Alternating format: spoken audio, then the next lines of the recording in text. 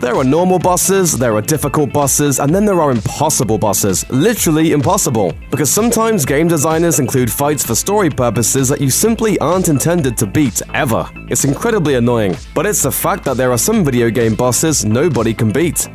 Bowser.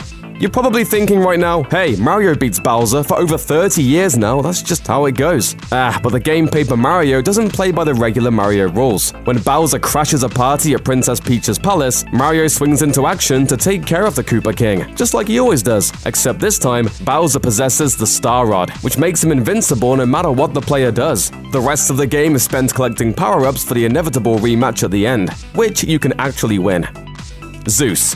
Kratos isn't usually compared to Mario, but just like in Paper Mario, God of War 2 begins with a bogus boss fight designed as a plot tease, setting up the game's final confrontation. At the start of the game, Kratos is a god himself, having replaced Ares in the first God of War game. But after Zeus forces Kratos to give up those powers in order to defeat the Colossus of Rhodes, he demands Kratos to bend the knee and pledges allegiance. Naturally, Kratos refuses, starting an extremely short boss fight the player can't win. The rest of the game is spent building your power back up to finally take down Zeus at the end. A feat much more satisfying after the butt-kicking you receive at the beginning.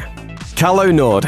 Like other BioWare role-playing games, Star Wars Knights of the Old Republic is all about choices. But no matter what you do, there's one path you can't really choose: killing Calo Nord on Taris. Oh, sure, you can try. After watching Nord dispatch a few members of the Black Vulkars in Javiar's cantina, you're more than welcome to challenge him to a fight. Not only does Nord have a weapon that'll end you in one hit, but he's also totally invulnerable. That's because he still has plot immunity. Later on in the game, you meet him again after he's played his part, and then you can take all the revenge you want.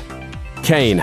More than almost any other game series, Final Fantasy titles tend to use their gameplay systems as storytelling tools, and Final Fantasy IV is the weirdest and most creative in this regard. For example, Teller is an old man, so he loses stat points as he levels up instead of gaining them. That kind of thinking extends to Kain, who starts off as a member of your party. After vanishing for a while, he comes back as an enemy, and in order to show you just how much stronger he's gotten, Final Fantasy IV forces you to get your butt kicked by his foot. Thanks a lot, game.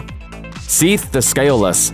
Even by Dark Souls standards, Seath the Scaleless is unusually sadistic. See, whenever Dark Souls players die, they lose souls, which is the game's currency, and some of their humanity, which provides a stat boost. If they want to recover what they lost, players need to fight their way back to their corpses without dying again. And yet, to defeat Seath the Scaleless, you have to die first. When you confront Seath the first time, the dragon is invincible. Once he kills you, you respawn in a prison cell. From there, you'll be able to battle your way to the Crystal Cave, where you'll be able to put Seath down for good. Hopefully, you won't die along the way. Otherwise, all those goodies you lost when Seath killed you the first time will be lost for good. Not cool, Dark Souls. Not cool at all. Vile. Mega Man X opens with a tutorial level that acquaints players with Mega Man's futuristic new home and his brand new abilities. After mastering charging, blasting, and wall jumping, players enter their very first boss fight, and to lose pretty quickly. That's when Vile stops to gloat. Wrong choice. An energy charge flies in from off-screen and disables Vile. The electric guitars start to play, and Mega Man's buddy Zero rushes to the rescue, hair flowing in the wind. Vile takes off, beaten, but not broken, leaving little doubt who the hero is. It might be Mega Man's game, but Zero is the real star. Gunther.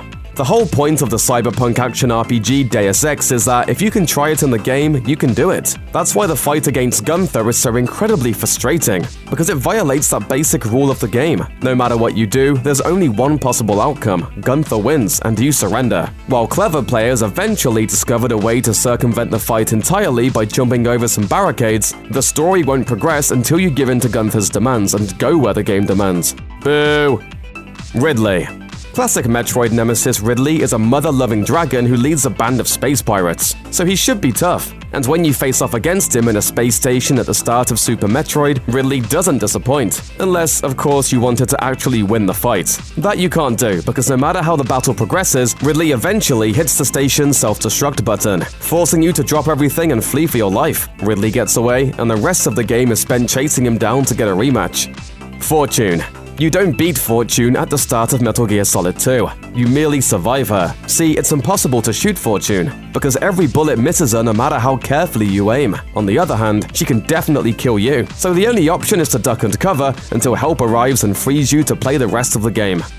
Pyramid Head. The best horror villains can't be killed no matter how hard the protagonist tries, and Pyramid Head in Silent Hill 2 is one of the best. As protagonist James Sunderland, you can shoot Pyramid Head, but he always recovers and keeps coming for you. When you finally escape at the end of the game, it's not really because you beat Pyramid Head, but rather because James finally forgives himself, causing Pyramid Head to commit suicide. So next time you get stuck on a boss fight you aren't allowed to win, just remember to forgive yourself, because it's really not your fault, buddy. Thanks for watching. Click the SVG icon to subscribe to our YouTube channel. Plus, check out all this cool stuff we know you'll love too.